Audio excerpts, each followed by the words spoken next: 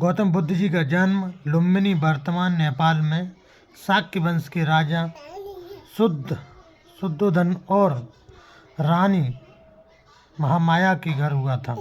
उनका बचपन का नाम सिद्धार्थ था और भविष्य उनका जो कि जन्म के समय ज्योतिषियों ने भविष्यवाणी की थी कि वे एक महान राजा बनेंगे या एक महान संत बनेंगे।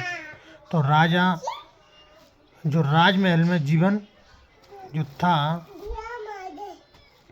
तो उनके पिता ने उनके सांसारिक दुखों से बचाने के लिए विलासितापूर्वक जीवन प्रदान किया और उन्हें महल के बाहर आने से रोका।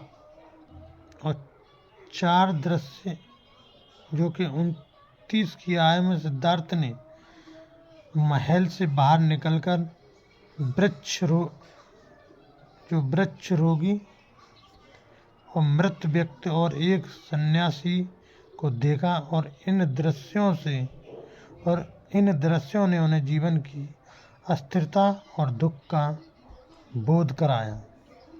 उन्होंने सांसारिक जीवन अपनी पत्नी यशोधरा और पुत्र राहुल को छोड़कर सत्य और मुक्ति की खोज में निकल पड़े।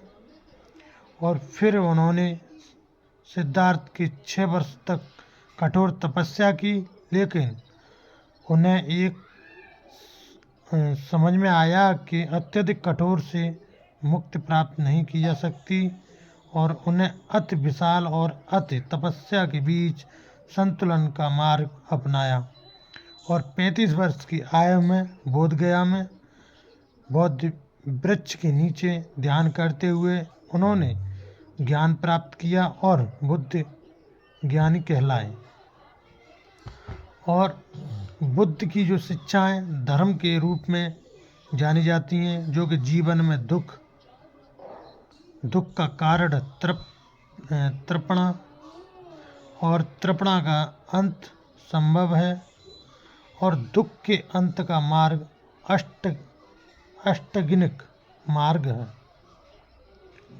अष्टांगिक मार्ग है। तो ये उनके वो थे। अष्टांगिक मार्ग क्या होता है? जिसमें होती है दृष्टि, संकल्प, वाणी, कर्म, आजीविका, प्रयास और समृद्धि और समाधि। ये सब मार्ग में आता है अष्टांगिक मार्ग में। जो मुख्य सिद्धांत थे उनके वो थे हर चीज़ अस्थाई है। मतलब अस्थाई का मतलब होता है स्थिर न रहे, हर चीज़ अस्थाई है और आत्मा का कोई भी स्थायी अस्तित्व नहीं है। आत्मा भी आती जाती रहती है, तो इसका भी कोई स्थायी अस्तित्व नहीं है। जन्म और मृत्यु के चक्कर से मुक्ति जो कि वो मानते थे। और बुद्ध ने अपने जीवन के शेष 45 वर्षों तक अपने ज्ञान का प्रचार किया और उन्होंने पहला उपदेश सारनाथ में दिया, जिसे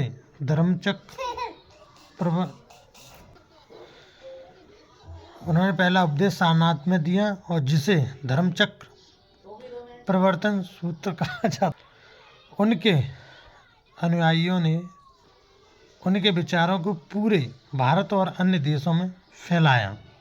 जो इनके अनुयायी थे उन्होंने पूरे भारत और पूरी दुनिया में फैलाया। और 80 वर्ष की आयु में कुशीनगर वर्तमान उत्तर प्रदेश में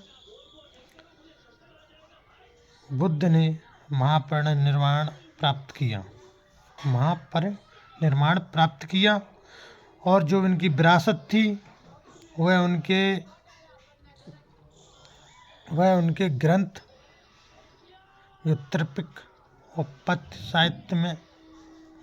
साहित्य में उनकी शिक्षाएं संकलित हैं। और बौद्ध जो वृक्ष, कमल और धर्मचक्र उनके प्रमुख प्रतीक हैं, जो कि बौद्ध वृक्ष और कमल और धर्मचक्र उनके प्रमुख प्रतीक हैं। अब इनके हम कमल के बारे में, प्रतीक और धर्म के बारे में सब कुछ बताएंगे। और वैश्विक प्रभाव और बुद्ध धर्म आज दुनिया भर में लाखों लोग द्वारा अनुकरण किया जाता है। और आप गौतम बुद्ध के जीवन से जुड़ी किसी और जानकारी चाहते हैं तो हम आपको और आगे इस वीडियो में बताएंगे।